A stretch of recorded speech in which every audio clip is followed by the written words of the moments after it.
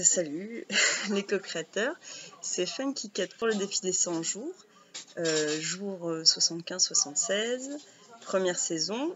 Aujourd'hui je suis un tout petit peu intimidée parce qu'il y a ma coloc à côté de moi qui écoute le défi, voilà, et parler devant des inconnus ça me stresse.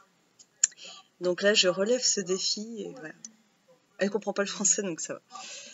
Donc je voulais vous voir aujourd'hui pour vous faire part un peu de l'avancée de mes aventures défiesques. Gros dossier sur l'enfant intérieur, énorme dossier, vous pouvez pas savoir, sur l'enfant intérieur et la tristesse. Je vous raconte pas tout, je vous raconterai quand le processus sera fini. Là je suis dans une énorme phase de reconnexion et c'est vraiment c'est bouleversant quoi. C'est vraiment bouleversant. Et c'est grâce à cette rencontre avec la dame qui s'occupe d'accompagnement individuel en communication non violente, MAI, et multiples aspects intérieurs, voilà. Donc c'est ça qu'on fait avec elle, et on remonte extrêmement loin, et je vous raconterai l'avancée de tout ça dans une prochaine étape. Ce que je voulais vous dire, c'est qu'hier, j'ai accueilli ma tristesse. J'étais au chevet de ma tristesse, en fait. Et j'étais au chevet de cette petite fille blessée. Et ce qui est super beau, c'est que pour la première fois, la petite fille, elle m'a parlé, elle m'a reconnue. Elle m'a parlé et elle m'a dit pourquoi tu t'habilles comme un garçon? Alors du coup aujourd'hui je me suis fait belle et tout, j'ai mis une jupe. Elle m'a dit que elle préférait, elle m'a dit pourquoi tu mets pas des talons et une belle robe? Pourquoi tu t'habilles comme un garçon? Elle m'a dit ça, je lui ai demandé ce qu'elle pensait de mes spectacles. Elle m'a dit qu'elle aimait bien mes spectacles, surtout quand je faisais des grimaces et quand je mettais du vernis à ongles. Et c'est drôle, je suis pas folle, hein, je vous garantis, mais on discute ensemble. Et elle me dit des choses, c'est un truc de fou. Voilà. Et du coup, on a passé un super moment à grimper aux arbres ensemble. Et je lui ai demandé si elle avait des choses à me dire. Et elle m'a dit, je préfère qu'on n'en parle pas, j'ai pas envie de parler de trucs tristes. Aujourd'hui, j'ai juste envie de m'amuser avec toi. Okay. Donc aujourd'hui, pour lui faire plaisir, je me suis mis une jupe, je me suis fait belle et j'ai acheté des trucs bons pour les courses. Et quand je suis rentrée à la maison, en fait, j'habite juste à côté d'un grand parc. Et là, il y avait une fête hip-hop avec de la musique, des mecs qui faisaient du beatboxing, des démonstrations de BMX et tout ça. Donc moi, j'étais trop contente, j'étais à fond. Donc j'avais mon petit panier à commission là et mon petit blouson de cuir. Et du coup, je suis allée écouter. Donc j'étais bien sûr la plus vieille de toute l'assemblée parce que c'était des minots, quoi, des ados, voire des gamins qui étaient en train d'écouter le beatbox et tout ça, la musique, le hip-hop, faire des démonstrations de Smurf et tout ça. Et moi, j'adore ça en fait. Et j'adore ça. Et dès que j'entends le rythme, je me mets à danser comme une folle. Je peux pas me retenir. En fait, c'est plus fort que moi, c'est incontrôlable. Et j'essaye même pas de le contrôler. Et en fait, quand je suis arrivée dans la place, j'ai vu un groupe de 3-4 gosses, des garçons. Moi, je leur donnais 8-9 ans. Et quand je les ai vus, la petite en moi, elle a dit oh, jamais ils me remarqueront. Ils sont tellement mieux que moi et tellement plus forts. Et la grande, elle a dit t'inquiète, poulette, on va aller près d'eux. Et du coup, je me suis installée près de ce banc de garçons, en fait, qui m'impressionnait vachement parce que c'était des petits gosses, donc ouais, 8-9 ans, qui étaient en train de faire plein de petites conneries, qui étaient en train de s'amuser entre eux, tout mignons, en parodiant les adultes et tout ça, et je trouvais ça très rigolo, en fait. Donc, ils m'amusaient beaucoup, je me suis installée près d'eux, et là, le rythme a commencé à s'enclencher, les démonstrations de hip-hop au sol et tout, donc j'étais à fond. Et donc là, je perds totalement le contrôle de mon corps, je me mets à danser, je me mets à crier, à faire wouh, et je me mets à siffler.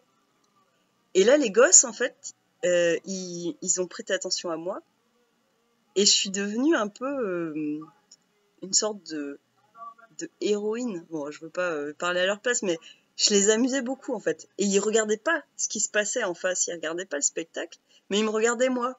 Et ça les faisait trop délirer de voir que je dansais comme ça et tout ça. Et ils arrêtaient pas de rigoler. Mais vous savez, comme un gosse, pouf, comme ça. Ouais, ils étaient en train de se taper des coudes comme ça entre eux. Et moi, ça m'amusait beaucoup de faire rire les enfants, parce que c'est mon boulot. Et en même temps, je sentais que ma petite, elle était contente de faire rire des garçons, quoi. Pour elle, c'est du jamais arrivé, quoi. J'étais invisible toute ma vie, et là, je les fais rire. Donc c'était rigolo. À un moment donné, le chef de la bande, il me fait, et ça en Pologne, ça veut dire ça. Nous, en France, on dit ça, eux, ils disent ça. Et donc moi, je le prends à la rigolade, je fais, c'est toi qui es fou. Et il me dit, non, c'est toi. Donc on commence à rire, hein, c'est toi, c'est toi. Et puis tout d'un coup, une part de moi se sent quand même offensée. Et là, je m'approche de lui, je fais, c'est à moi que tu parles. Comme ça, comme Robert De Niro dans Taxi Driver. Et le gosse, il dit, ah, comme ça, enfin bref, il joue avec ses copains. Et là, il y a un tournant dans la conversation. Tout d'un coup, les quatre là, ils se mettent à se moquer de moi.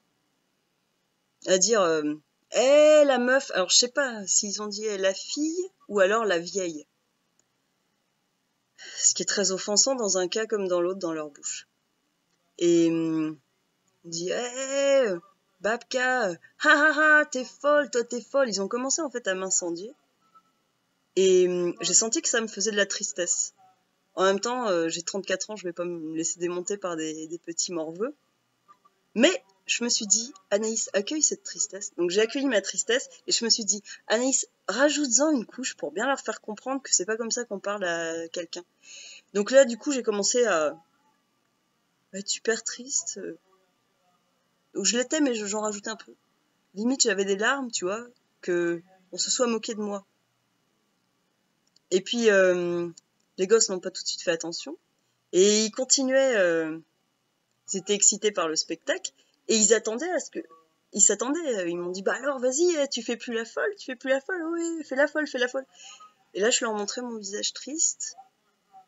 Puis après, voilà, je suis partie. Donc j'ai défait les commissions, j'avais mon sac à commissions que j'avais attaché, tout ça, je le défais.